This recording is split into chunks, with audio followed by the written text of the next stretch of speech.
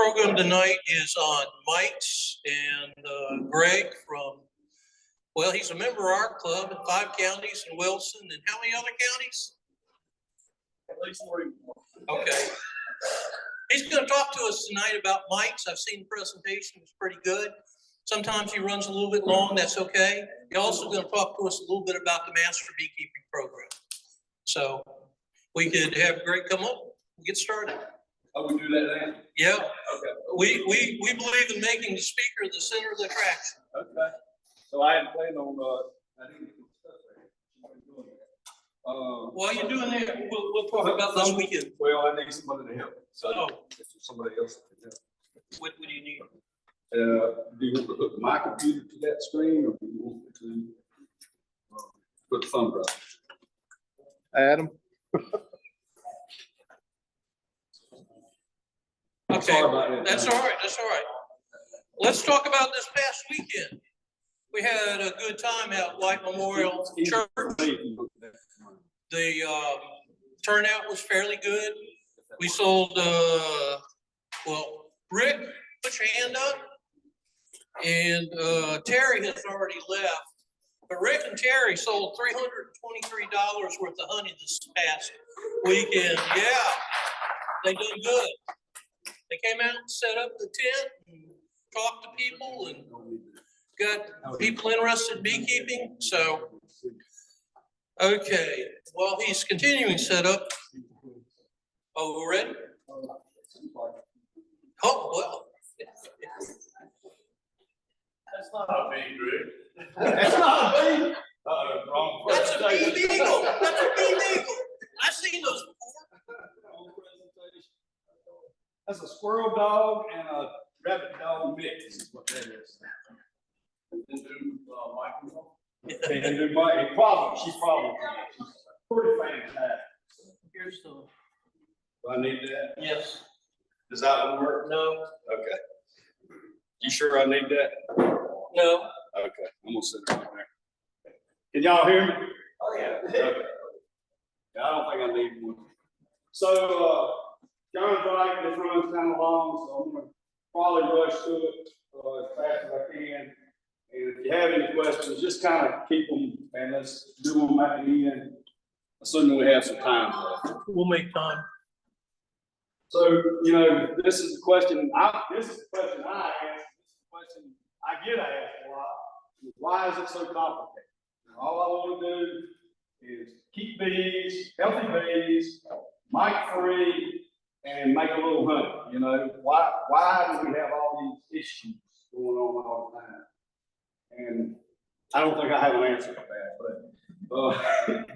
but the main problem that most of us face right now is this critter right here. So the varroa destructor, it's an exoparasite in the larva, pupa, and honeybee. So it works on all 3 stages of brood. Some of y'all might remember the old sci-fi movies, you know, where there's this big creature going down the street, you know, and mashing buildings, stepping on people and all that. That's kind of what this picture looks like to me. Man, you don't remember that. Too young and all that stuff. But some of the older guys here, it's just kind of an ugly creature in that picture anyway. But then in this picture, to me, it's kind of a pretty animal in a way, in an odd way maybe. But I mean, I can see May walking this down the street with a leash on and going to my park, you know. There's the other mites out there that run around and play. It's just a remarkable looking creature. It's a remarkable picture to me. And there's the front version of it. And of course, that's the dangerous part right in front. That's the part that causes the problem to the mouth parts. They're blind. They don't have any eyes. So, you know, that's what all that hair and fuzzy stuff is. That's how they navigate their world, is through their the sensors that are on those hairs.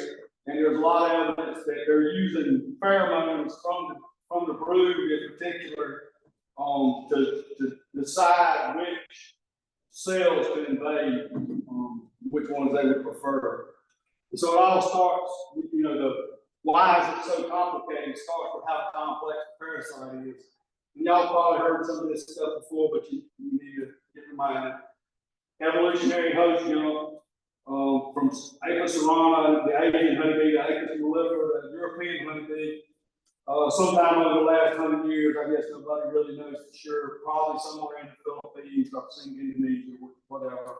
Either way, it's a host jump, evolutionary host jump. That's not common. That's not something that most parasites do. This is mostly new stuff, and most of it came from the summer conference. And if you are going to 2 conferences per year, you are missing out on a lot of good stuff. So Sam Ramsey presented this one in Flat Rock this year, and he gave a great presentation. And some of the information he gave, this is one of the bullets he gave. Female royal mite can lay an egg in 30 hours. That's the size equivalent to a 100-pound human female, producing a 30-pound baby every day. So just put that in your mind, you know. So you, instead of having whatever, 8 to 10 pounds, you know, after 9 months, it's 30 pounds a day, 30 pounds a day. So, you know, you got a critter that's putting a very vital, you know, if it's that large, it's a very viable egg, you know, it's going to grow fast, right? They also, brand new research you just doing, they appear to be stealing egg yolk protein from the honeybees while they're feeding on fat bodies. Remember, that's what they're feeding on. Sam Ramsey also is the one that discovered that. Oh, now that's been 3 or 4 years ago, I think 2019. Up until he did his research, we all said they were feeding on hemoglobin or blood, but they are not. They're feeding on fat bodies. But they're stealing the egg yolk protein from honeybees while they're feeding on fat bodies and using that to nourish their own eggs. So again, they've got an advantage. You know, it's happening quickly.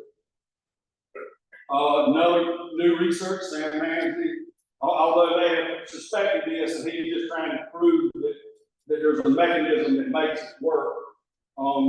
There's some appendage that they have underneath their body that is a tube, a breathing tube, essentially. And he's got some new research that shows that there's a structure on it that effectively can close it up. And so it closes it up, and that might be why sometimes we do these mite treatments, especially ones that are use vapors like oxalate and apple guard. It might be why they're not being effective. We don't know that part yet, but that's a possibility. And then from Dr. Lamas's research, we all kind of knew this, but he's kind of proven it in the laboratory that these viruses that have been around forever on Apis mellifera are now suddenly becoming vectored by this mite, roll mite, and it's kind of like a dirty hypodermic needle. So, you know, just like dirty hypodermic needles spread different viruses and issues throughout our communities. That's what's happening with these our honeybees because of royal mites. So, you know, step number 1 in pest management is our ag person here tonight. He's in the meeting there. Okay, well, he would be able to tell you that the first step in all pest management, just about the royal mites, all pest management, is you got to know your enemy. You got to understand how this enemy functions. If you go way back to high school, you may remember a book called Art of War.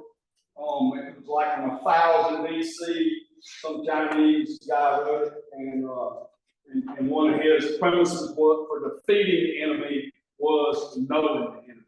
If you understand how he thinks and how he functions, you can perhaps defeat him. And that's the same with pest management, and it's the same with the road management for sure. And so, real quickly, you may know this stuff, just a review for those that don't know. Queen lays an egg, 3 days, it turns into larva. The nurse bee feeds the larva, and the royal mite is riding on the nurse bee because they sense, because all their smelling organs, that, you know, that bee is gonna be the one that's gonna be near the brood where they have to produce. So the mite crawls, the mother founders mite crawls down into the cell, actually hides underneath the larva, and once the larva spins a cocoon and becomes a now pre-pupa, and the workers come along and cap the cell, she comes out from underneath it and attaches her mouth parts to the larva, the pre-pupa, and begins to feed. And then after 60 hours, she produces an egg that becomes a male. So the first egg becomes a male mite. Interestingly, they're haploid, diploid, just like honeybees are, so they can choose to make either a male mite or a female mite. So that she chooses to make a male mite, and then that's after 60 hours, and then after 30 more hours, she lays another egg that becomes a female mite. And if you can kind of think through what's going to happen next, you know, now there's a male and a female that's unfertilized in the same cell together, and so they mate, and even though they're brothers and sisters, and then eventually in a worker brood cell, they can produce, you know, 1.2, something like that. They have one or two, might be a better way to say it.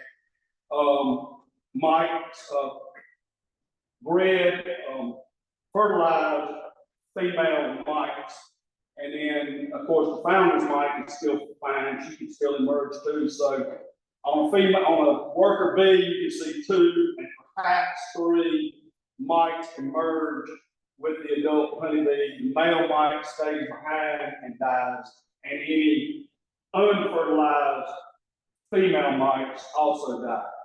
So that's kind of the life cycle, and it's very important that you understand how that works and why brood, and we'll talk more about it, but why the brood, and particularly the capping of the brood, is so important in a lot of the role control, and what we can do to try to defeat our enemy, the role. And this is kind of the same, some more of the same stuff. She crawls down in here. I've included it because it shows a couple of things. Number one, that she's hiding underneath the cell, and the other one shows the larvae sticking straight up. The larvae doesn't do that. The larvae is a C shape in the bottom of the cell. The mite is hiding underneath the larvae in the brood food. As soon as it turns into a pre-pupa and gets capped, it moves up, starts feeding. And also the other thing that I wanted to show is these little white dots in here. Does anybody know what that is? Mite poop, yeah. So quinine is what it's called with mites. But when you're a teenager in a whole body like I am, it's still mite poop. So that's mite poop down there. What's the technical word? Poop. Quinine. Kind of like guana is for bats, guanine is for, and I may be pronouncing it wrong. It's spelled exactly like iguana for bats, except I-N-E on the end. Guanine. How do you say it? Guanine. Yeah, there you go. So here's another shot of it. This is from Randy Oliver's work. And you can see it. So that is on the top of the cell. So when you look down into the cell, what we call the back, might think of as the back of the cell, is the bottom of the cell. No, that's the back of the cell. When you look into it, that's the back of the cell. The bottom of the cell is what's down here like this. Top of the cell is what's up here like this, right? So it's the top of the cell as it sits in your hive. And so interestingly, that she picks that place. She goes and she deposits her poop in the top of the cell. And for whatever reason, that seems very attractive to the male and female brother and sister that are in there now. And that's actually where they go to breed at. So, as if it wasn't already gross enough that they're breeding with their brother and sister, they actually do it in mama's poop pile. There's a lot of reasons to hate these creatures. I'm telling you. You need to know all this so you just get madder and madder. And this is just a reminder, this is another reason to hate them, you know, the reason why you can't love them like a bee, because they're not insects, they're arachnids, they're more like ticks and spiders, and what is worse than ticks and spiders? Almost nothing except the mice. Sorry. Well, that's an insect, so we're not gonna go there. But, and you know, and this kind of, the other reason I included this picture, this kind of just really graphically points to how big these creatures are compared to their hosts. You know, I probably have heard the same thing that I've heard for years. People make a fist and put it on their chest and say, just imagine if that was a tick on you, right? Just see, you know, that's kind of a size comparison. It's this huge critter that's chewing on our honeybees. If that don't make you mad, you probably should just leave. I don't know how to make you mad after all that. So you've probably seen this chart too. This is one of the better ones I've seen, just because it actually puts numbers up here. A lot of them show the graph, and it's, you know, it's very informative. We start out with a small cluster of bees in January, February. It ramps up quickly in May, April, March, April, May, and reaches a peak population sometime in June, July.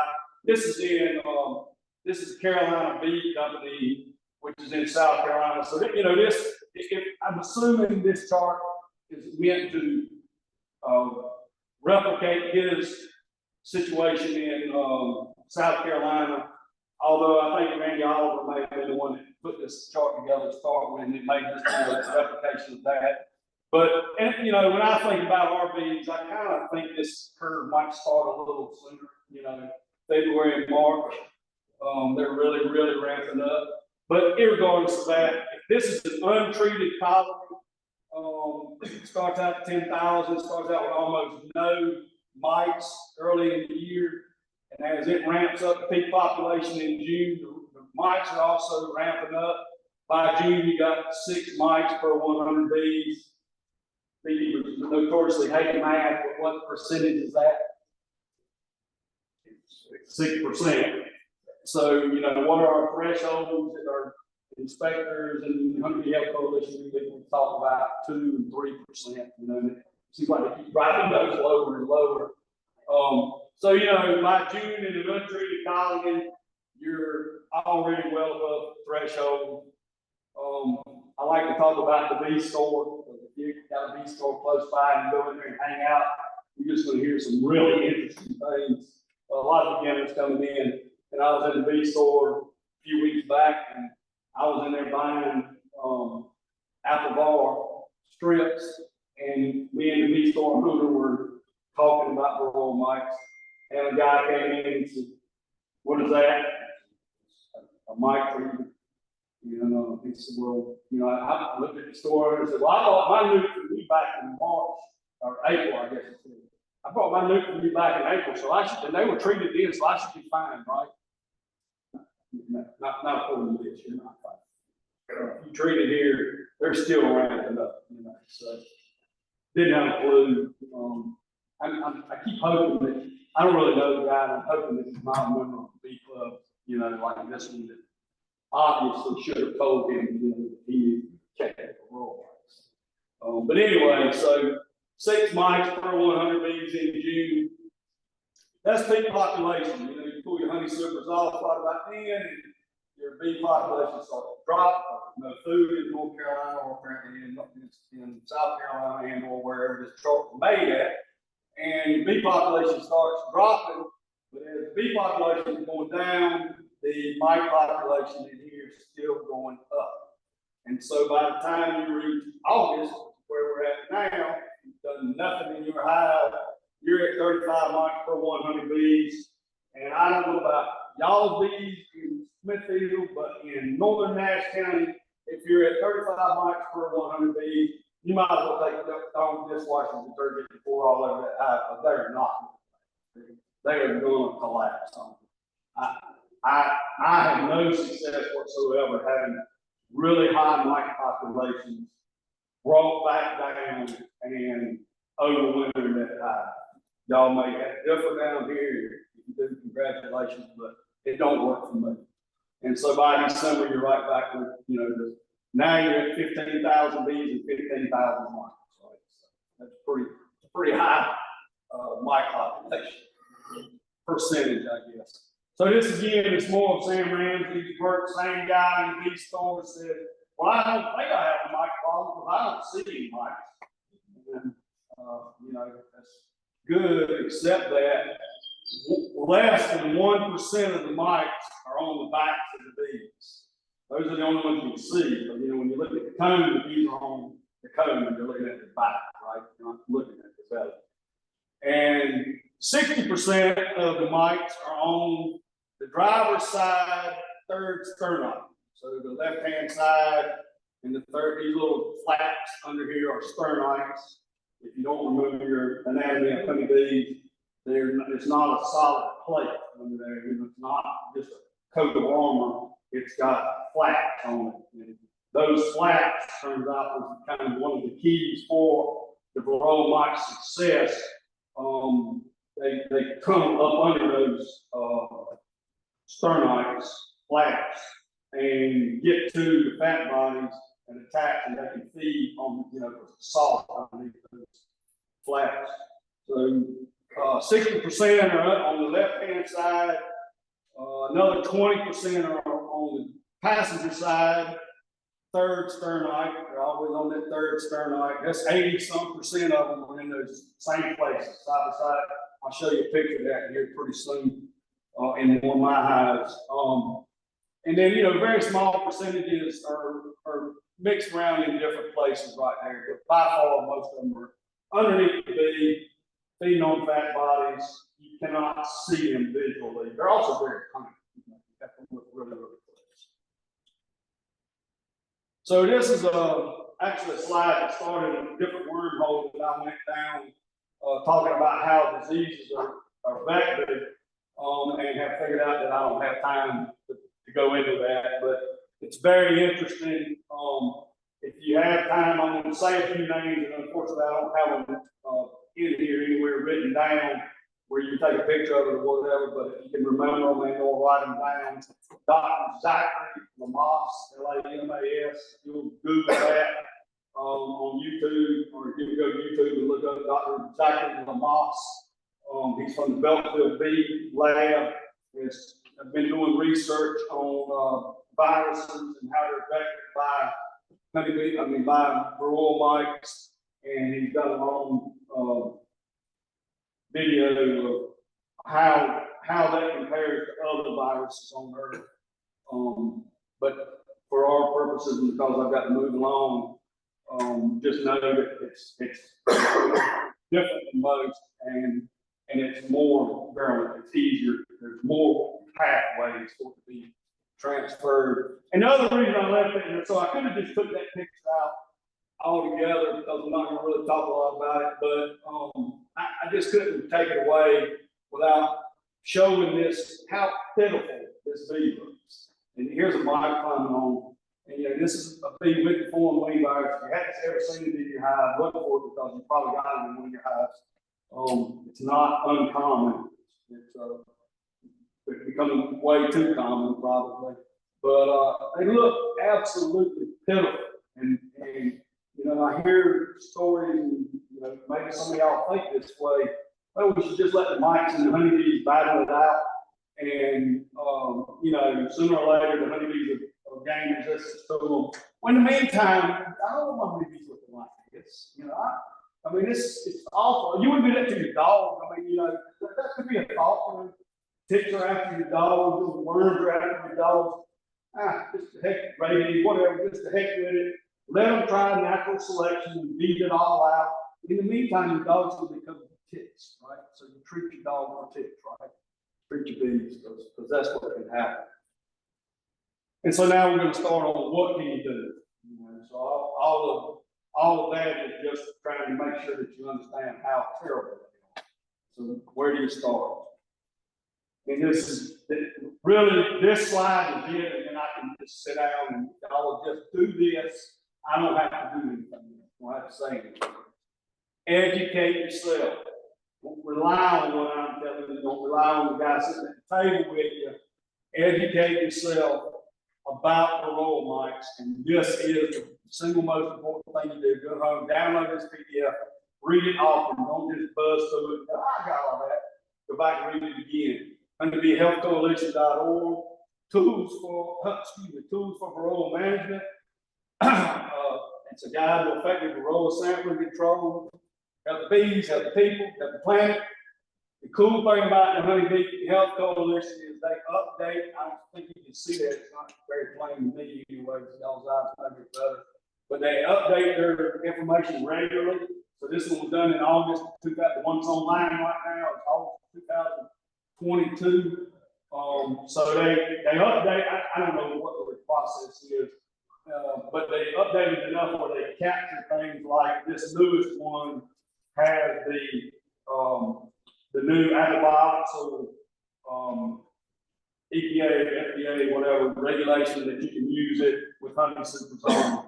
So they do update it regularly, knowing that things change both in labels and medications and just our knowledge. You know, I mean, it was only 4 years ago we thought they were growing mice were feeding on the blood of our bees, and now we know that's not true. So they update it regularly. Please do that. Just go online and look at this, print it out. Maybe you don't know a lot of y'all much. Most everybody here is still probably a print read book guy, you know, instead of online. Print it out. And one of the first things they're going to tell you to do is mic monitor. You know, that's one of the principles of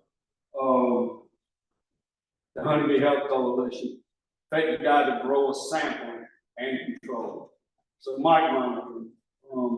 And here we go back to the bee store, and come to find out, not only some of the members of the bee store, or some of the owner and the people that are working there are saying this, but there's also some prominent members of some clubs around that are saying the same thing. I hope there's none of them in this club, but they're saying, why would you even test? Why would you check for mites? You know you've got mites. Why not just go ahead and treat? Well, I got a colonoscopy coming up next month, but I could just skip that. You know, I could just say, I ain't going to the doctor spending money on a colonoscopy, wasting all that time. I'm just going to go straight and do some radiation and chemo. Now I've got it beat, I ain't got to worry about it. It's kind of the same thing. I mean, these treatments we're giving them are, I mean, they're like chemo treatments. I mean, there's some of them are very, very harsh on these. When you read the label of a chemical that is supposed to be controlling mites in your colonies, and it clearly stated on the label that it's going to kill up to or more than 1,500 to 2,000 of your bees, that's pretty rough. And it says that says it on the label. And if the manufacturer says it on the label, number one, you know they had to say it because it's true, right? But if they say it, they're probably going to downplay it as much as they can. So if they did it 10 tests and it killed 1,500 to 2,000 on 8 of them, and one of them that killed 5,000, they're probably not going to put they probably manipulate the statistics and say that it's 1,500 to 2,000, right? Do enough testing, the averages come back to where they want it to be. So don't do that. Don't do it. Not to mention that it's expensive. You know, these treatments are really expensive. They're harsh on the bees. They're expensive. They're labor intensive. There's all kinds of reasons why you wouldn't just treat your bees without knowing if you even got a problem. And then there's the opposite part of it is, you know, and what was said at the bee store was that they treat 2 times, you know, this is told to customers, most of the beginning beekeepers. I treat 2 times a year, one at this date with this product, one at this date with this product, twice a year, these dates. Well, what happens if that second date, and I'm going to give an example of this, what if that second date is September 1st? And back to your, going way back, it's September 1st, but by June you got 7,500, or July maybe it is, you got 7,500 mites per bee in there. 7,500 mites in the hive. So you know, you're at 20 or 30% infestation. They're not gonna make it until September, or they're gonna be so infected by September that a mite treatment is irrelevant at that point. So it's not just to see if you've got mites, it's to see what your level of mites are, it's to see when those levels of mites are increasing, and it's important. And there is a reason, believe it or not, why they call it easy check, because it's really, really easy. I mean, it's so easy to do a rural mite. Has everybody in here done a rural mite check? Most of us, okay. It's really easy. You know, all you do is shake them into a bucket, get a frame, you look for the queen, you shake them into a dish tray, dish pan, scoop up a half a cup of bees, you dump it in that thing with alcohol in it, swirl it 3 or 4 times. I mean, it says for a minute, but if you swirl it 3 or 4 times, you got a heavy infestation. I know the brainer, you can see it. Really easy, yes, it is 300 bees that you kill, but in my mind, 300 bees compared to 40 or 50,000 is a pretty good percentage of, that's a pretty good bet, I guess, to try to figure out what you got. So do that. And I use alcohol. I just don't believe in sugar shake in North Carolina. You know, maybe when you get a really, really low humidity day, I don't know when that is, but maybe later. It might work, but it's the powdered sugar just sticks to the bees and sticks to the mites and just clumps together, and it's not accurate. I've seen that over and over again. Just get alcohol wash and use it. So the other thing that I do, and I highly encourage, is drone brood monitoring. So I never open a hive up without cutting open drone brood and or peeling them out. If you practice at it, you get really, really good at everything you put down on the bottom of your frame down there. You can get really good at just plucking them out and looking for mites. And you're not looking for a percentage of infestation. It's just something you can do. So you're not going to do an alcohol wash every time you go in your hive, right? You don't have time probably, and you know, it'll be redundant at some point. But you can do this every time you go in your hive. Every time you pull a frame up, just take the hive food and leave your frame up against it, and just pluck some of the drone brood open. And if they're all clean, good. So I don't got the rest of your business. You start plucking them open and you see stuff like this, and trust me, I hear people go, oh man, that's unbelievable. There's a lot of y'all got hives just like that right now. I promise. There's drone breeding in some of your hives right now that are racked up. That's not unusual. That's typical, actually.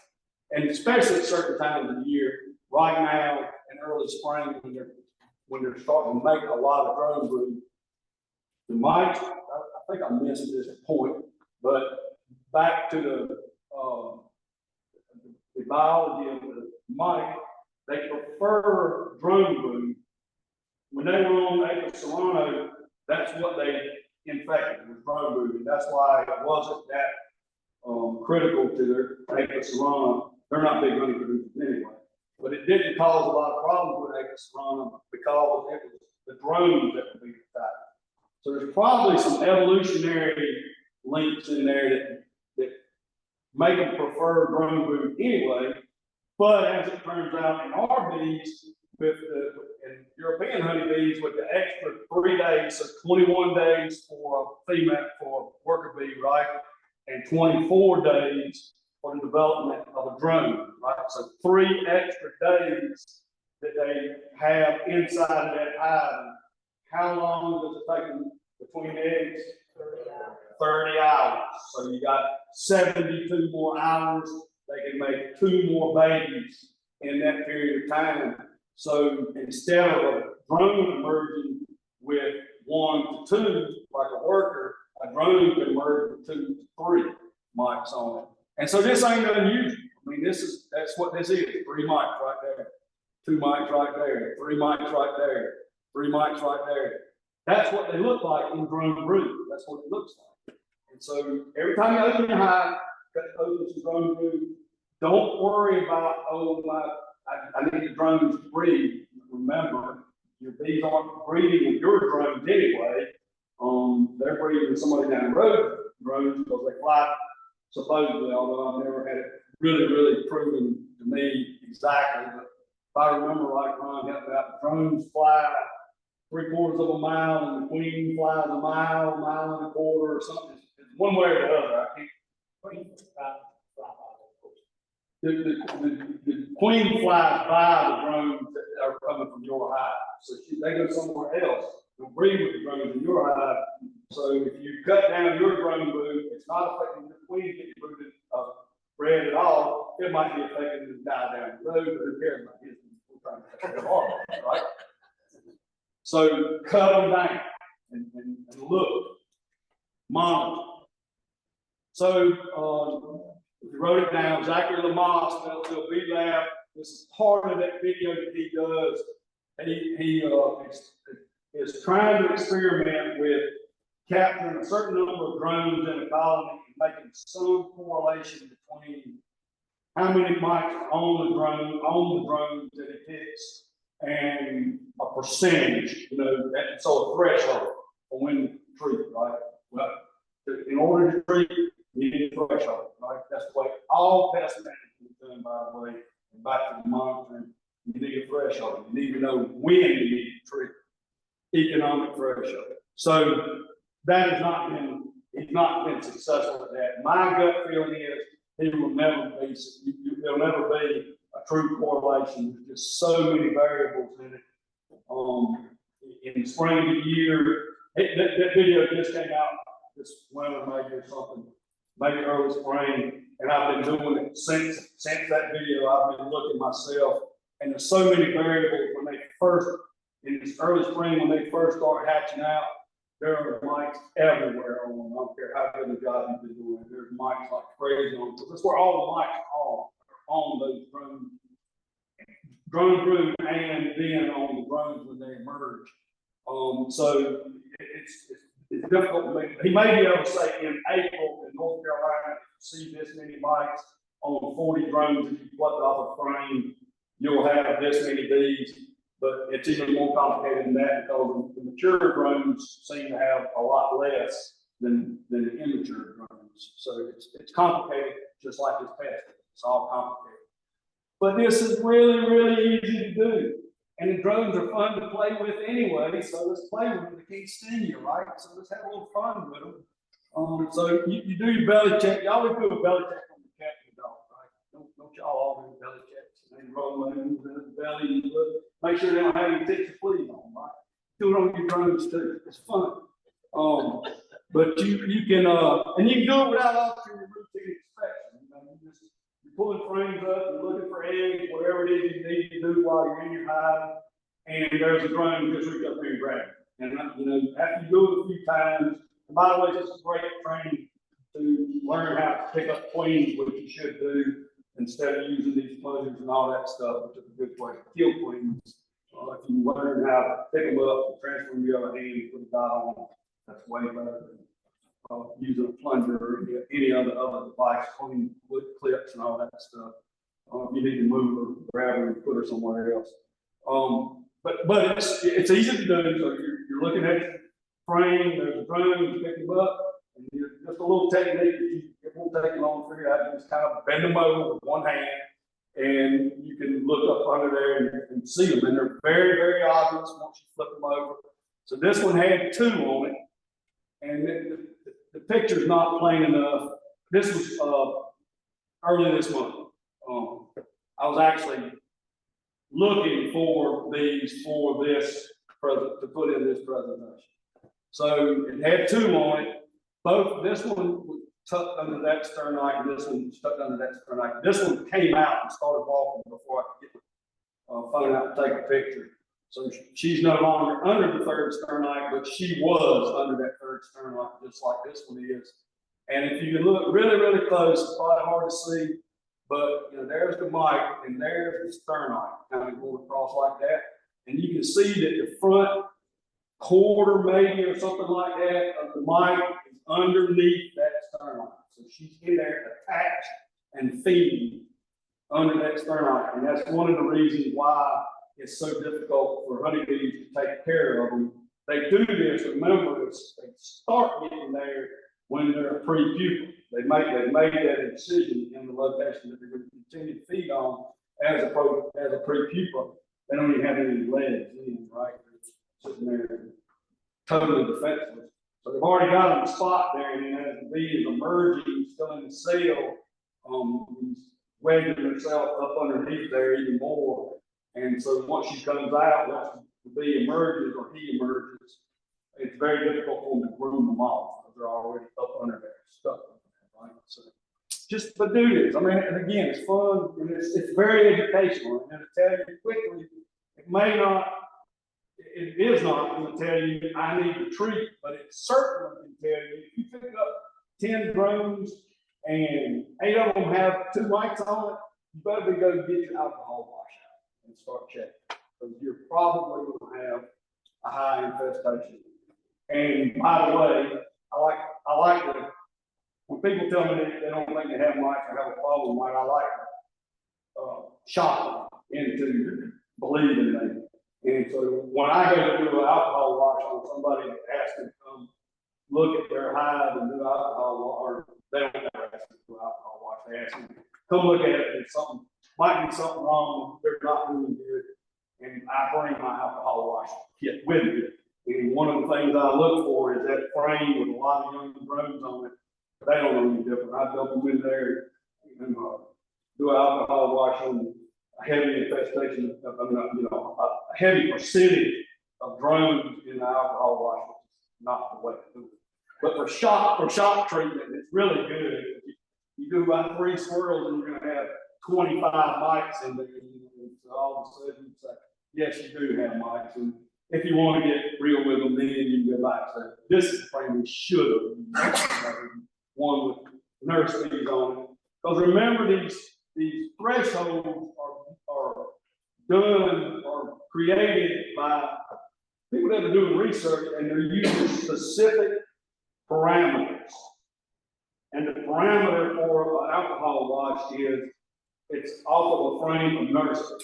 So if you remember when you do the alcohol washing, dump the bees into the container, and if you got overzealous and over anxious beekeepers, like we had at 5 County a few weeks ago, that as soon as you dump them in there, turn them up and scoop them up and throw them in the alcohol water. Now you have a bunch of foragers, right? The foragers are still in it. When you first dump them, they all just sitting there kind of shot. But if you give them 2 or 3 seconds, the foragers will fly away. And so then you truly have nursery sample. So if you have a lot of foragers in there, you're going to get a false negative sample, I guess is what I would say. So you're going to get less mites if you wait until the nurse bees or what's left in the tray, hopefully without the queen. You're going to get a true representation of how those thresholds were set. So again, if you're doing immature drones, you're not going to get a true representation either. But it's still fun to see their face when you come in there with 25 mites in there. So all pest management is based on the pest management pyramid, right? So you want to do the things down here that prevent you from getting up here. So, and you go up the ladder with, more and more invasive, maybe, I don't know if that's the right word, harsh, may or may not be the right word either. But what you're trying to, the ultimate goal of pest management in any pest is to avoid synthetic chemicals that are that potentially can have resistance, right? So insects, arachnids, other creatures can create resistance to certain synthetic chemicals, and I think maybe most. And again, if our ag guy was here, maybe give a better answer to that. But I think most insects can create resistance to almost all synthetic chemicals. There is some things about how you use it that we'll talk about in a minute that mitigate that and lower those possibilities. But if you can get them down here, you got to go up. Most of this stuff is almost free, or relatively cheap maybe. And kind of as you go up, some of it gets more expensive, although some of them are not as expensive. Start in the base, like make a foundation down there, trying to keep low numbers. That's the idea. You use the first step to keep the numbers low. And we're going to call it cultural, although there's different terms for it. For our purpose, we're going to call it cultural controls. And the first one that is, read your Honeybee Health Coalition book, you'll see, or PDF, you'll see that they determine highly effective. I 100% agree. It is highly effective. It works. This works 100%. It works. It is time consuming and it is time sensitive to make it perfect. But it is the best tool, I believe, in your toolbox, especially if you're trying to limit going up that pyramid to a higher level. It is an all natural control. And when used during the spring buildup or population increase, it doesn't take a genius to figure out. Remember, they are trying to, they preferentially go into drone brood. They can create more mice that stay in there longer. And so you can use this, trap them, and come up with a much lower population of mice that are moving around in your cells. So here's a couple of frames I want to go past around. This is that's the empty drone brood. They do make drone brood wax foundation. They make a little green plastic ones too. I'm in the timber business, so there's no way I can use wax plastic. Gotta have wood on it if I can get wood on it to support your local lumber mill. But so I use the wax drone brood. Better Bee has it. I don't know if anybody else does. You get the Better Bee. So you know the premise is you take it, you put it in there. You put the foundation in there, they'll draw it out, especially in the spring, you get shocked. They'll leave the rest of your foundation alone and go to that room where you fill it out in the spring. They're desperate for drones. They'll fill it out, and they'll ship the queen will fill it up with unfertilized eggs, and in 24 days from the time she starts laying in it, if you notice them, the one that's got the drones on it, I mean, I was like, barely in time, right? They're coming out. You see them, but you pull it out and you put it in the freezer for 24 hours or whatever, and it kills all the drones and all the mites that are in there. Take it back out, put it back in the hive, and in like a day, they clean it all back out, and then she'll fill it right back up again. As long as you're diligent and pull it out on schedule, you are going to kill a lot of mice. A lot of mice. Highly, highly effective. Highly encouraged. Everybody should do one. And there's other things about having drones and drone frames in your colony, and this is one of them. And that's just your brood comb management. So this is what we want. This is what you want. You want all wall to wall, corner to corner worker brood. If you've got wall to wall, corner to corner worker brood, you got a decent queen in there, you are probably going to have a big population of bees because she's got plenty of places to lay, right? And she's going to lay in those and then put your honey at the top because that is what we want. It's in the name. Remember when we kind of think, why we keep honeybees? Remember the name of the bee. It's a honey bee. We keep it for the honey, right? So plastic foundation. Some of you may. I started with plastic foundation. Started hanging with a crowd. You got to watch when you're hanging in the crowd. Right? I hung with a crowd that said, "Oh no, you got to use wax foundation. It's way better." So I put about 500 frames together. Got Lisa to wire on. She still hates me because of it. Put all that wax foundation in there. and put them in my hive, and 2 years later, I was like, I despise this stuff. I mean, there's all these little gaps in it, you know, where they can put swarm cells that you don't have on plastic, you know. So now I've done my plastic, promotion for the day. Huh? That's a legend. Using wood frames. Yeah, I'm using the wood frame. I'm using the wood frame. Well, there's nothing you can't use wood. If you could use wood foundation, I would use wood foundation. But nobody showed me one.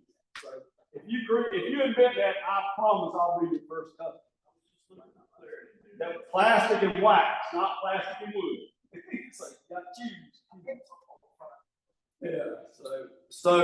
But they also, what they do with more so with wax foundation is they tend to store it. They can manipulate it easier than they can the plastic foundation currently, and they make more drone cone on your wax foundation than you would normally find on your plastic wall. But the other thing is, if you give them that drone roof frame, they will have even less incentive to do that. So they want a certain number of drones.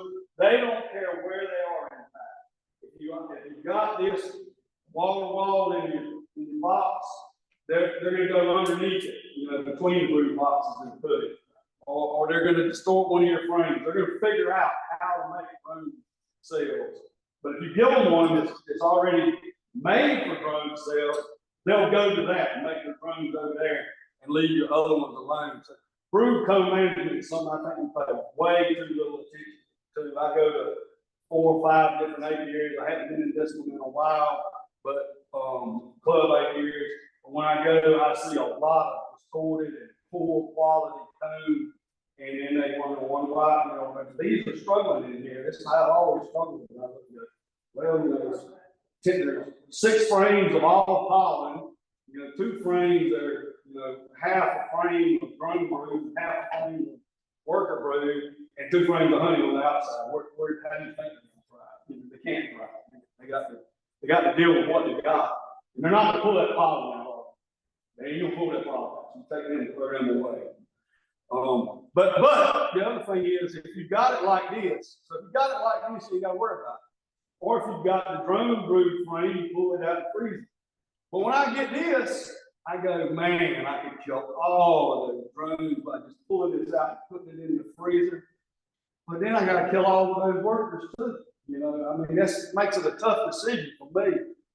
Lately, I have just been biting the bullet and I just kill them all, put them in there, and then I clean that frame up, give it to Lisa, and say, put me a plastic foundation in there. We're never going to have wax again. Sorry, that she does it because she doesn't want any more wax either. So try to work on the frame. Try to make sure. Go the next time you're in your hive, look at your frame and make sure that you're using worker brood frames where you need worker brood.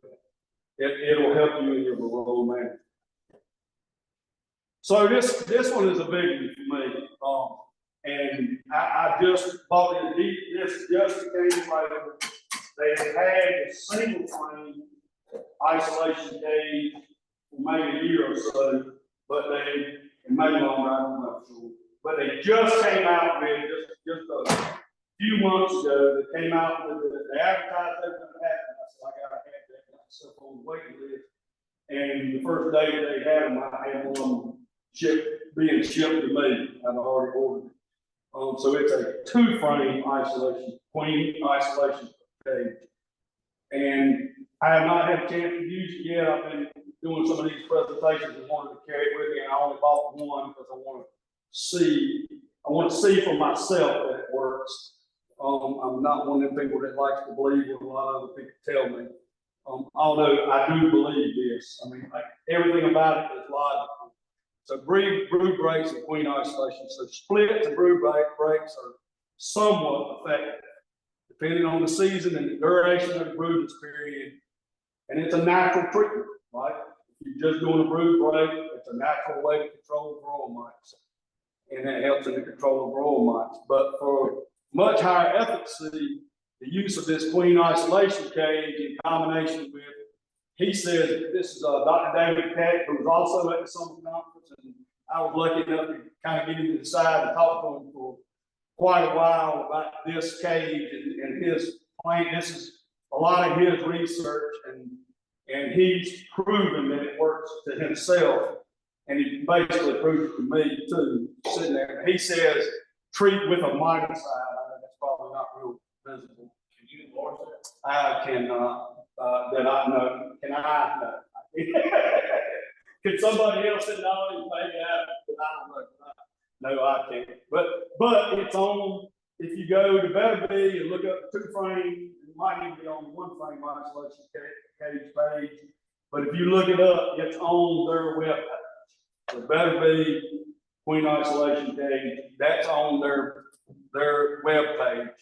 Again, he says use a miticide. He didn't want to come right out maybe and say Apple because they're the only licensed seller of Apple, and maybe he thought that would be a little bit too promotional to them or something, but that's what he means. And so I can't blow it up, and I probably can't see it any better than you can, but basically you're just doing your normal hive management right here. And at some point you put the cage in here with two queens. I never bought the single one because I couldn't do the math in my head on how she could stay on one frame, in a cage on one frame for a long enough period to make the brood break worthwhile. And you're going to have to do the math yourself, go back and educate yourself. But it became logical to me with two frames that could work if you pick the right frames. You know, the right frame for me would be one that she's laying on at the time and maybe an empty frame. And if you do the math on how long that cycle is, by the time there's what 12 to 14,000 cells on a deep frame, and you have to do the math how long it would take the other bees, the ones that are already laid where she was already laying to emerge. But it was logical. David Peck also walked me through it, and it was logical enough to me that she could stay on two frames for this 16-day period. That's what that right there is, Phil, 16 days. So you cage her for 16 days. In the meantime, the frames outside of the cage, obviously at 21 days, nobody's been laying there. So in 21 days, the worker brood is going to emerge. 24 days, the drone brood is going to emerge. So you release the queen at 16 days, and then at I think it's like 19 or 20 days.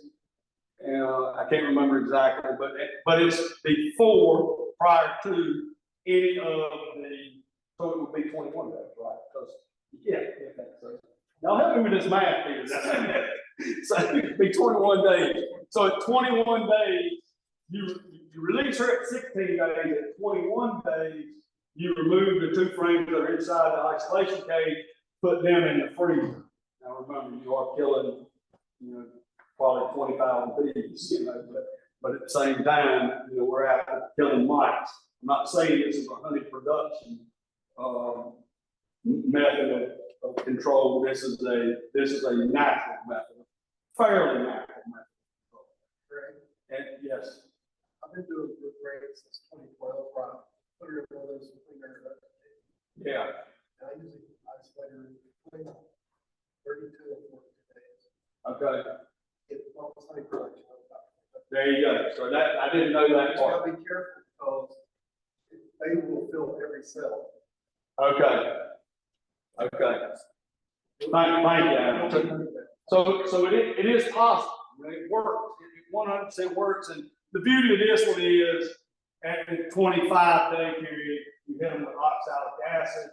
We hadn't got into the different treatments yet, but oxalic acid only works on uncapped, when there is no capped brood, is the right way to say that. And so all the mites are ready, they're on the bees, and when you hit it with oxalic acid at that point, it is extremely effective. So I haven't tried it yet. I'm positive we got proof back here that that isolation does work, you know. So we just bought 2 of them for the Wilson Club. I think it's something we need to really explore more and use more, another tool in our toolbox. So we're still on cultural control. We haven't gotten chemicals yet. We're on cultural control. And there's something in this picture, John, you can't talk. There's something in this picture, you already seen this. Something in this picture that is one of the major contributing factors to us having issues with Varroa. And it's something that we can do something about. Does anybody want to guess what it is? This is one of my highs this month, within the last 2 or 3 weeks. You just cut your grass? Yeah. And, Bruce actually said there's too many weeds. I don't know what it has to do with Varroa, but I forgot to point out these aren't weeds, these are flowers. Double brood contamination, that's it. That's the problem right here, double brood chain. So Tom Seeley, the light that y'all heard of Tom Seeley, wrote the book, Honeybee Democracy, Following the Wild Bees. He's a brilliant researcher at Cornell University. Does a lot of research in the Arnott Forest up in New York State. This is a fantastic book. If you haven't read it and you like reading books, this is a good one. Highly, highly recommended. So in that book, it's called The Lives of Bees, and he tells about, and the subtitle is The Untold Story of the Honeybee in the Wild. And so he goes out into the Arnott Forest and tries to determine, number one, one of his main focuses is why did the bees in the Arnott Forest survive Varroa when everybody else was devastated by it in the whatever year that was, early 90s or whatever. But they continued to thrive. And he wanted to know what was different. They're European honeybees. They're the same honeybees that we brought over here 400 years ago, and stopped bringing over here 100 years ago. You know, we hadn't had importation of honeybees in 100 years. So every bee in North America is essentially the same. There's a lot of new evidence that shows that like 75% of all the genetics of every honeybee in North America is Italian and off very, very few bloodlines, if you will. Very, very limited amount of genetics. So the same bees, but they survive. Why? And so he introduces in that book the concept of Darwinian beekeeping. If you're into the word natural beekeeping, and when I get into the chemical part of it, I've already told you that they're extremely harsh on bees. If that ain't for you, buy this book and read the whole book, but especially dwell on the end part of it where he talks about Darwinian beekeeping. One thing you're going to find out pretty quick is a lot of the reasons they survive up there and they don't do as well in our apiaries is things that we really can't do a lot about. You know, you can't keep one colony of honeybees and then have another colony a mile and a half away and nobody else has any bees and there's no feral bees in that same circle. You know, that just don't work. But it does work in the Arnott Forest or in any undisturbed forest where you don't have man involved in it. So wild colonies live in small nest cavities opposed to large cavities where you house them in double digits. Yep. And 10 frame double digits, profoundly changing the ecology of honeybees. And this is just a quote of his from the book. Large colonies suffer greater problems with brood parasites such as Varroa because large, non-swarming colonies provide these parasites with a fast and steady population of their hosts, the larva and pupa of honeybee. You remember how they reproduce on the brood, the larva, they go in the larva, reproduce when it's a pupa. When we give them a whole lot of that, they can make a whole lot of mice. That's my simple way of saying what he says. So that's what it is. So it's something to think about. Another thing before we get into the chemical treatments, we're still on cultural. to think about as far as double brood chambers is, and John asked me one time a couple of years ago, he said, why do you use double brood chambers? And I just kind of gave him the deer and headlight stare, like, I don't know, that's when you went to the bee store, they said, here are the hives, 2 brood boxes and a medium on top. And everybody knew you were hanging with that bad crowd, but remember when we start talking about chemical treatments, most of them, maybe all of the tests that are done for the varroa treatments are done on single brood chambers. So when you look at the directions of the miticides, most of them are talking about using them on single brood chambers. And then there's some modifications that they make that are not part of their efficacy test that they say will work. And some of them say they'll work, but not as good. So just keep that in mind. Single brood, if you want to go more natural, you got your drone brood in there and you're using your queen isolation tank, maybe you want to use that in a single brood chamber too. Still on cultural stuff, hygienic stock, BSH queens, yeah, maybe. There's, I think we've got a long way to go there. There's, again, Zach Lamas, part of his virus research shows that just has been proven in a laboratory, although you probably could have suspected it. But when the workers cannibalize pupa, so if they detect that there's a mite inside of the cell, and they go and they uncap it, and they pull that pupa out, they eat it. They don't just throw it out the window. They cannibalize it because it's protein. And it's now proven that they're actually just spreading viruses more.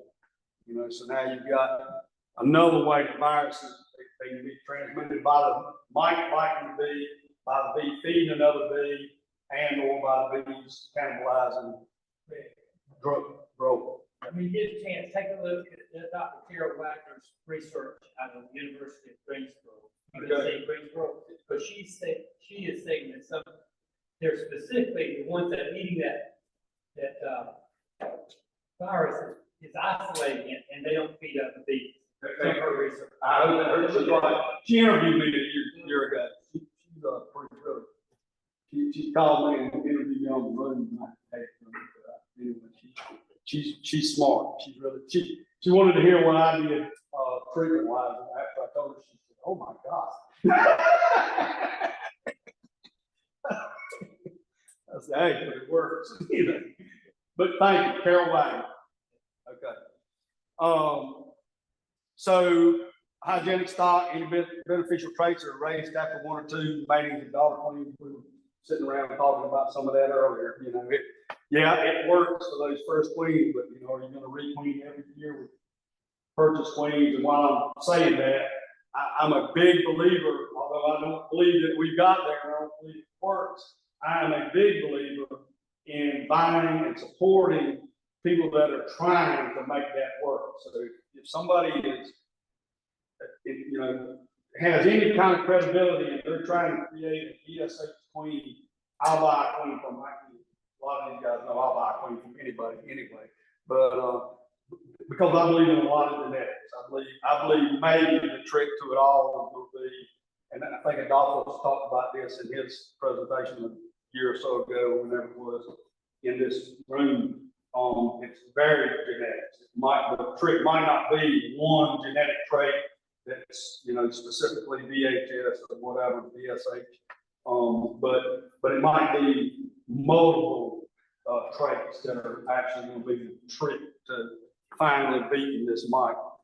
But they're raised after 1 or 2 matings, and I just told y'all buy any queen. I've had some grower sensitive hygiene queens that they had almost no grow mite, but they also had almost no brood, so they would just pull the brood out, and they'd stay on a 3-frame cluster for the whole spring honey flow season.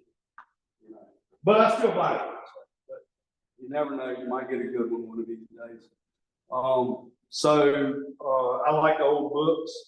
R.O.B. Manley was was honey farming. His book, Honey Farming, was written in 1944. So he was in England, so Hitler was bombing them, you know, so I can't imagine working your hives and bombs were hitting out nearby, but apparently he was a tougher guy than me. But back then it was tracheal mites, right?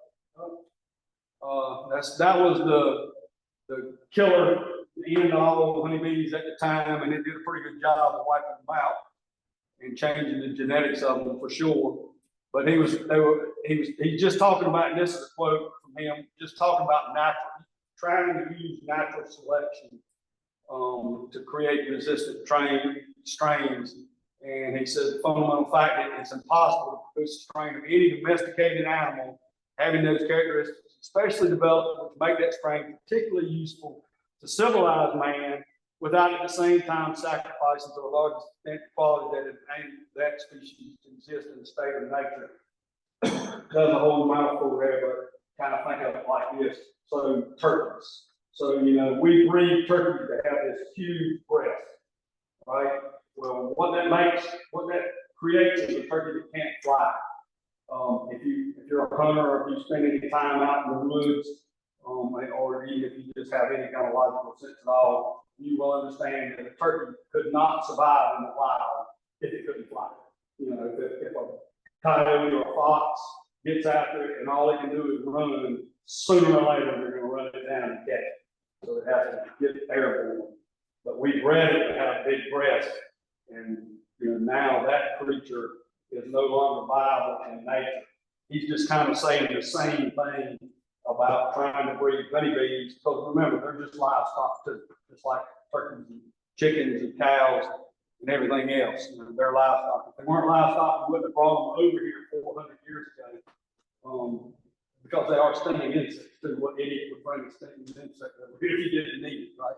So he's just trying to say, if you're trying to let natural selection create a bee that's going to be resistant, like a lot of people talk about with honeybees, you're not going to have really good honey producers. And again, that's probably what we want.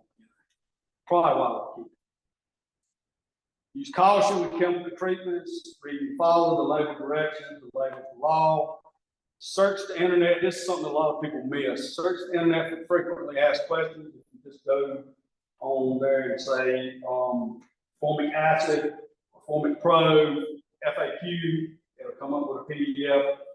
All of them have it, except I don't think Appibox has got one out there yet, but I'm sure they will soon.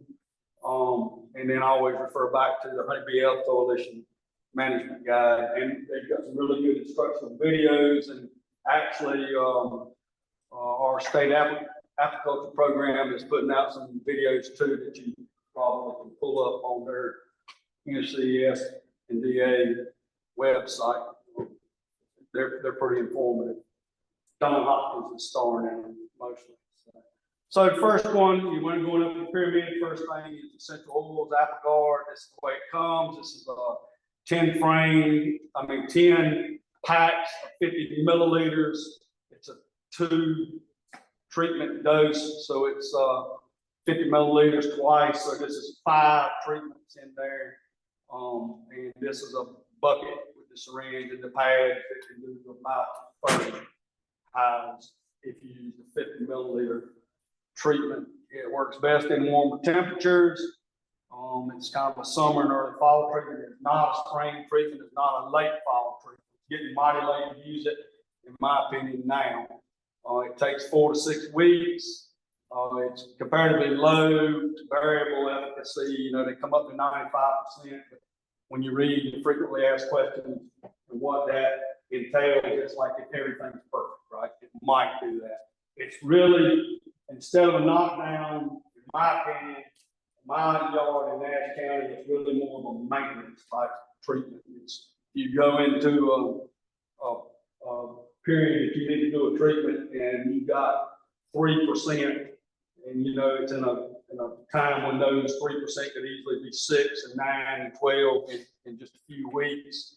If you treat with the 50 milliliters, my experience is that when you're done with the treatment after 6 weeks of testing, you're going to have 2 or 3%. So you haven't really knocked them down to 0, which is difficult with any of the treatments, but you maintain them.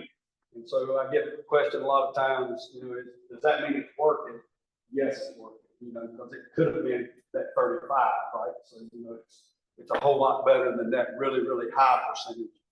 And it's in a time period, and we'll go see, I'll show you that in a minute, but you know, you need to be thinking rotation. And this is you're using it in a time period where a lot of the other treatments don't work as well, although Ron just pointed out a possible idea with format tonight that I've never tried using it in really hot conditions. And I love format, so I'm planning on doing that. It is definitely at my house, in my yard, in Nash County, hard on queens. And you're going to lose a few, at least I do when I use it. Or I say lose them, you're going to call superseders is most of what happens. Although I think I have just out and out lost some, but it's mostly superseders. And so I don't like to use it late in the year like this. I would not put it on this time of year, not in 50 milliliter dose at least. And you can use the 25 milliliter dose. It's, you know, more difficult with these because you got to open the tray. It's got 50 already in it. So you have to scoop it out, put it somewhere else, and then go back and scoop it back in there. But you can do it the 50 milliliters is a 2-week apart treatment, and then 25 is a 1 week apart treatment. You're still shooting for that 4 to 6 weeks. Read the frequently asked questions because again, using double brood chambers, it's not nearly as effective. I could go into another story about that, but I won't. I probably don't have time. But read the directions, read the frequently asked questions, because there's some things to do with a double brood chamber that just don't work very well with apple. So organic acids going up another level on the pyramid. And in those two cases, between the essential oils and the organic acids, I don't perceive one of them being any worse than the other. The formic is certainly harsher than thymol, but you know, it's not like a pyramid is. It's not a perfect pyramid. It's not like they need to be. One could be on the other side, up or down, I guess. Temperature restrictions, adverse effect on queen, limit the useful period to early spring in May. I would not positively not use it this time of the year. Again, Ron just told me an example of what he has used it and seemed to be successful with it. But we also both agreed that it's probably very likely that you're going to lose 10. I say 20% of the queens, and it. So if you do that this time of the year, if you don't catch it quick enough, it's very difficult. Going to be very difficult to replace. Right? Getting too late in the season to replace it. At any temperature, it'll kill brood. It's on the label. The label says it'll kill 1,500 to 2,000 bees. I always get a comment and say, "We'll use formats, and make sure you read the label." And then 2 days later, they call me, "Man, there's dead brood everywhere." Read the label says it's. Just read the label. You obviously didn't read the label, you know, because if you read the label, you know you're going to get dead fruit. It is a fact that happens every time, not some of the time, every time you use it, and some beekeepers just can't accept it, but it's on the label. So, you know, if you want to use it, accept it, because it's going to happen. It's highly effective. I think that this might be a misprint. I think it's way higher efficacy than 83%. I think maybe that might be comparing 1 pad to 2 pads. I just can't hardly understand how you could mess it up so bad that it would only be 83% effective. But you know, maybe it's got something to do with temperatures. I don't know, but to me, it's way more effective than that. It's an extremely, extremely effective treatment. I actually use it, you know, again, I'm going to show you kind of my rotation, but for the last 2 years, I've used it really, really early in the spring, about the time they start trying to swarm, you know, so early March. And I'm sold to myself that it's kind of a effective swarm prevention treatment too, because, you know, it does kill brood. You know, they're starting to make queen cups, they're making a lot of queen cups, and starting to make some sales. And all of a sudden you put something in there that kills a bunch of brood. And I don't know how bees think, but in my mind, they think, oh crap, what's going on?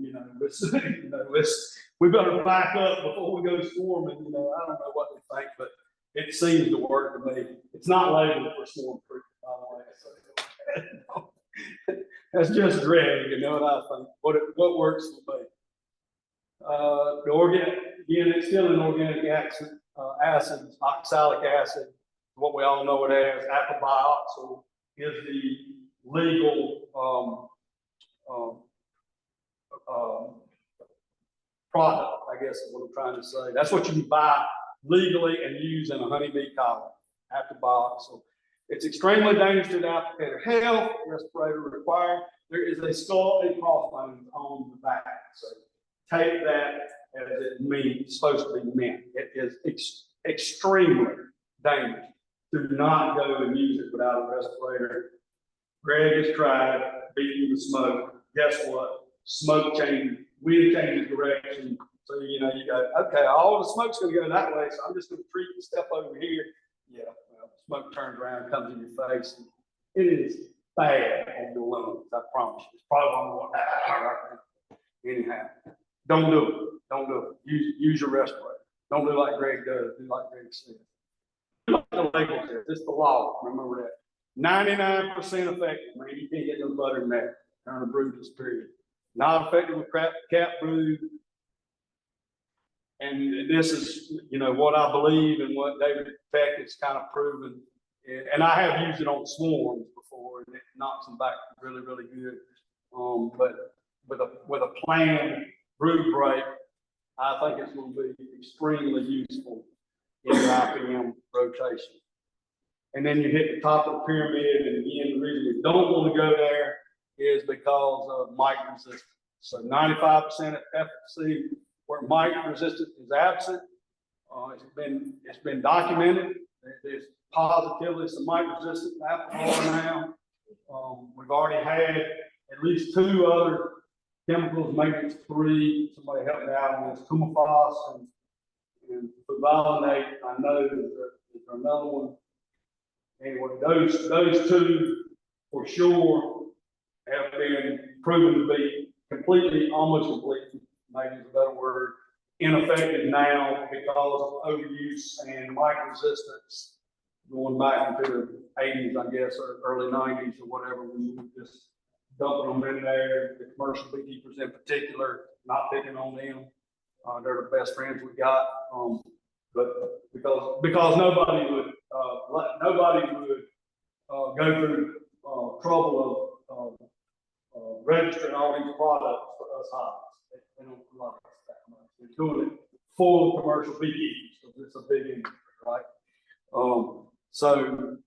But they have, their use of those chemicals cause resistance, and they're still on the market, but they're no longer effective.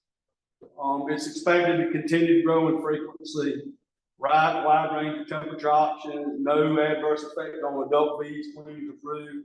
I mean, it is positively one of the softest chemicals to bees, although it has bigger issues, including getting into the wax. It can be absorbed into your wax and be there for a long time.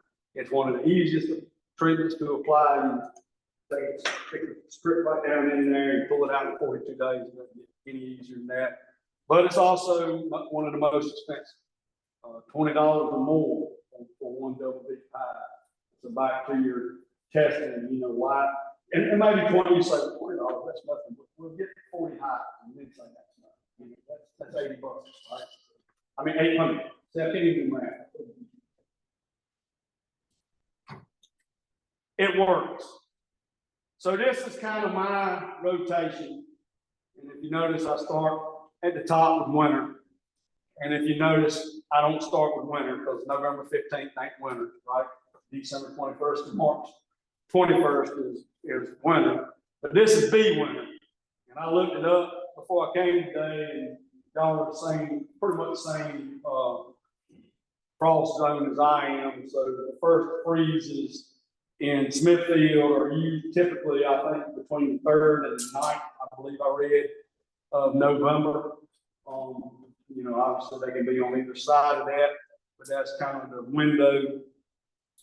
And it's been my experience in my yard in northern Nash County, when that first freeze comes, and I'm not telling you that I think it's because of that freeze, it's just the time of what the honeybees are doing, that somewhere about the time of that first freeze, very shortly after that,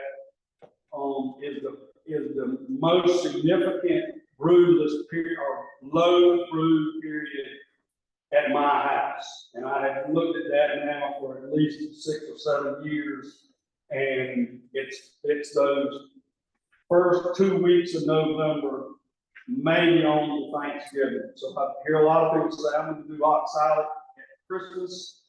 Maybe that works at your house, but I highly suggest you look at your fruit, look at your box, and figure out when you actually have the low broodless period. I've compared notes with a lot of really good beekeepers, and we almost all come to the same conclusion that it's a lot earlier than what a lot of people think it is. It's early November at my house, positively, no question about it, every year. Greg, tell them about your fall honey club. So I have cotton around me, and so the fall honey club for me is over now. I didn't really have a very big one this year. I make close to a super on all of my colonies, from cotton and sumac, but so around my house, and I don't have any goldenrod. I mean, very little. Once the cotton is done at my house, I have almost nothing after that. I have pollen, heavy pollen loads from Helianthus primarily, but very little honey flow. I have nectar flow all the way up the first one. Yeah, so, that's a big difference. Obviously, the first frost should be cutting that off, so then you got to know when you hit. That's what I was talking about, was the first freeze, so the first frost will definitely cut any nectar flow off wherever you're at. So you just have to be aware, you have to be aware, you have to look at your brood and decide what it is for you. And I am just a little bit farther north, so it's probably a little bit early, probably early. And then I end winter January 15th.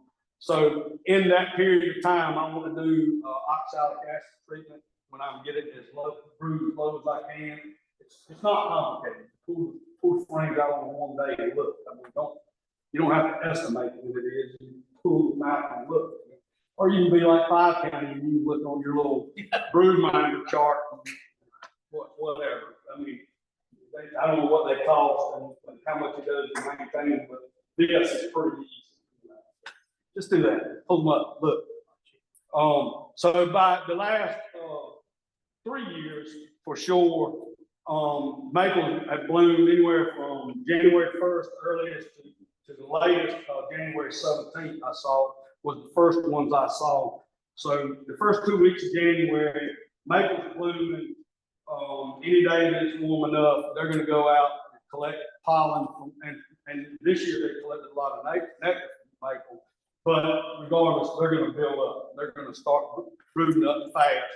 And so I call early spring, January 15th, April 1st. There's rapid build up. Your brood chamber should be exploding. If it's not, you probably got the roll mite problems anyway.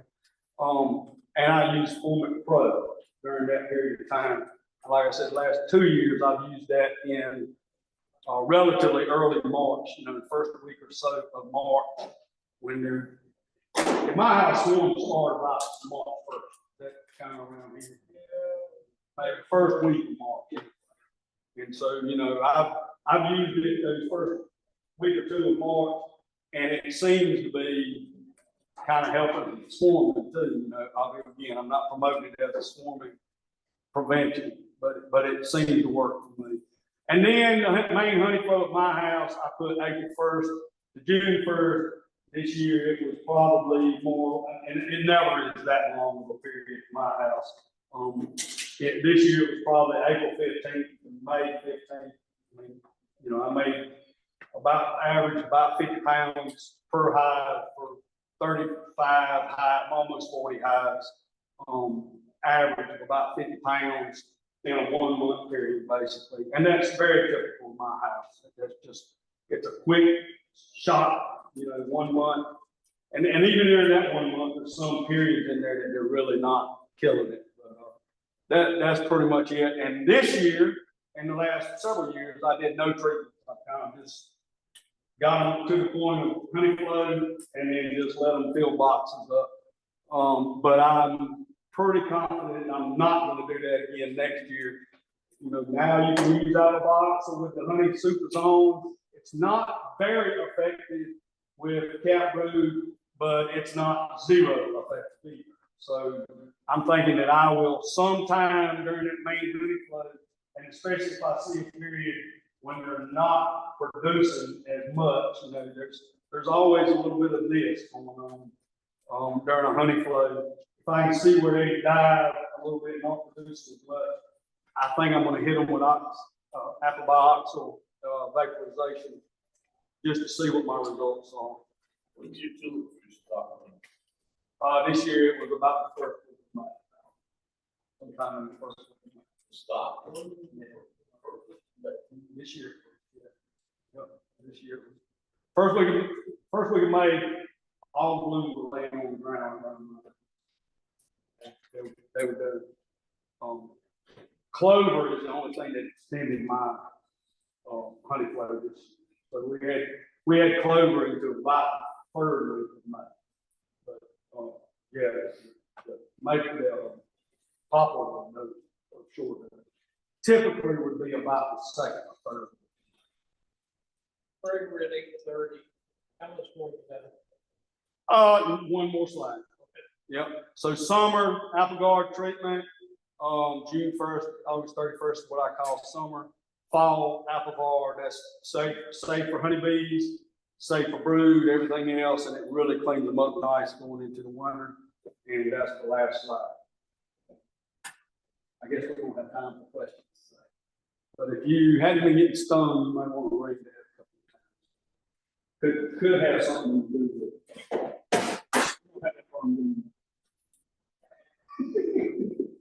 That's it. Any questions? Go. Thank you.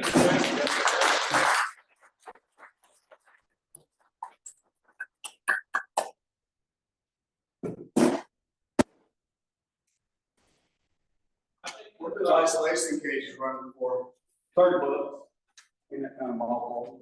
Okay, the only thing I've got to say before we end the meeting is I want to, anybody that's interested in a board position, please come up and see me or any other board member about a board position, because we have elections in November.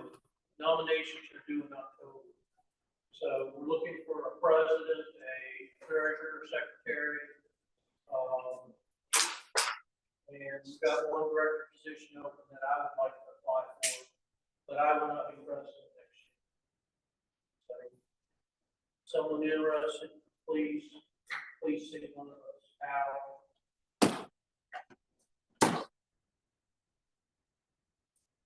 Who you volunteering? You can't volunteer people, they gotta volunteer themselves. Thank you very much.